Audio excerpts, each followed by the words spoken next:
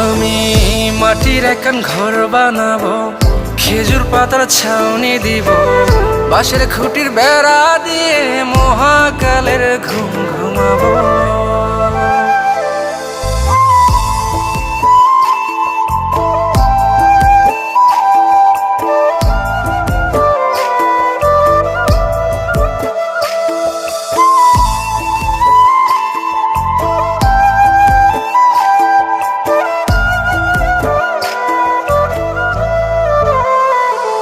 আরে ছাইরা যাইব ইটের শহর, মাটির ঘরে খাটবে রে প্রহর।